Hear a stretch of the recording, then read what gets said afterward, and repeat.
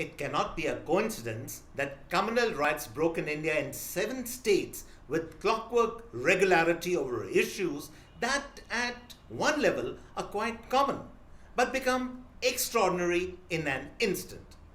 It was almost as if an unseen hand was driving communities to clash with one another, properties of innocence to be vandalized, and intra community relations between Hindus and Muslims to be reduced to tatters. Too many reams of print have been used and airwave time utilized for finger pointing and proportioning blame on who and which community started it all. The purpose of this episode is a little different. If the riots were not spontaneous and pre planned, then it makes me very curious that who started it and why they were started at this point in time. Surely the hijab issue, the halal meat issue, and even the Ram Navami issue could not have been the real reasons why these riots broke out. After all, Ram Navami processions have been carried out this time of the year for centuries. Halal meat and chatka meat have been offered in shops in North India for an eternity. So why now? Why did the agent provocators light up the communal fire at this point in time? Let's find out. But first, a big welcome to everyone to the CAA show. CAA, as all of you know, is Conversations and Analysis, and my name is Juggi Bhasin. If you want to join our show, which incidentally is a show for thinking folks, then press the big red subscriber button on your screen. Subscription is, of course, completely free. Now, to answer the question why now, we must first understand what has happened in these 7 states and keeps happening at regular intervals in the country.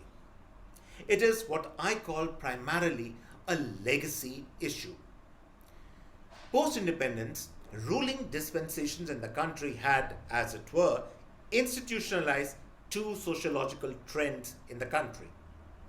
The first trend was inculcating in the majority Hindu community that their aspiration should be Anglicization of education and emulating the lifestyle of the West, the inference being that members of the family of the ruling dispensation were living embodiments of this aspiration. Along with this, the Hindu was made to feel ashamed of his religion, and his best bet was to keep quiet of his religious roots, identity, and legacy. And to make this thinking a reality, the services of courtier Marxist historians like Romila Thapar and Irfan Habib were made use of in indoctrinating generations of Indian students through NCERT books. In the second trend, the ruling dispensation stockaded, as it were, the entire Muslim community in a kind of a mental Stockholm syndrome, where the prisoner begins to feel empathy for his captor. The captor being, of course, the ruling dispensation, which imprisoned the community into withdrawal from the mainstream, into an exclusivist arrangement, where in the name of protecting one's identity, the Muslims withdrew in a poverty-stricken shell, clinging to obscurantist beliefs and practices and traditions, be they religious or social. Over the years, it was inculcated in them that this was their safe zone, and any outside interference was not only not welcome, but in fact was detrimental to their material and spiritual growth. The ghettoization of the community in the garb of protecting and shielding a Muslim identity was actively encouraged by these political dispensations. And the reason for that was quite simple.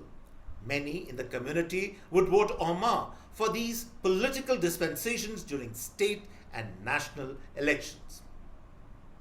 Cut off from the mainstream, impervious to the winds of change, the community found its own leadership as water after some time finds its own level. Unfortunately, this leadership was not a patch on the caliber of Muslim intellectual giants like APJ Abdul Kalam, Arif Muhammad Khan, and even MJ Akbar.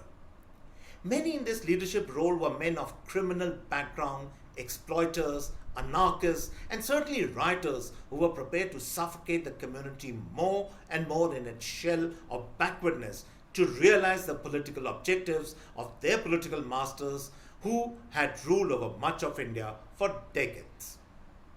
The very same anarchist, criminal, riotous leadership in the community was activated by powerful forces to trigger riots in 7 states recently. The question therefore is, why now? The answer to that lies in the pathological hate some individuals and political and non-governmental forces carry in their heart for Modi. After the assembly elections, it was clear to one and all which leader and which party the country was rooting for. But there are enough anarchist forces in the country who have sworn not to give a moment of peace to the Prime Minister, and especially in the afterglow of the stunning victories of his party in the assembly elections. Also around this time, the hijab ruling in the Karnataka High Court had validated the government's stand. Plus, the government had very successfully carried out Operation Ganga, in which against all odds and racing against time, they had successfully evacuated thousands of Indian students stuck in Ukraine. And last, and not in the least, the world was talking about India's strategic autonomy stand in the Ukraine war, and every leader of note in the world was making a beeline for India. The Indian economy after COVID had stabilized, and the world was looking at India as a place of stability and an opportunity for good investment. And most important, the immensely significant 2+2 dialogue with the United States was just around the corner. So something had to be done to upset Modi's apple cart, reverse the tide of hope sweeping the nation, and restart agitation on the same vein as the anti-CAA protest and the Kisan agitation.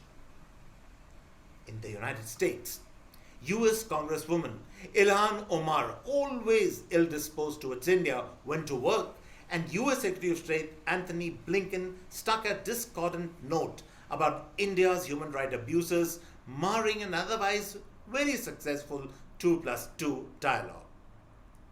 In India, very much in the same manner, riots broke out in Delhi during Trump's India visit.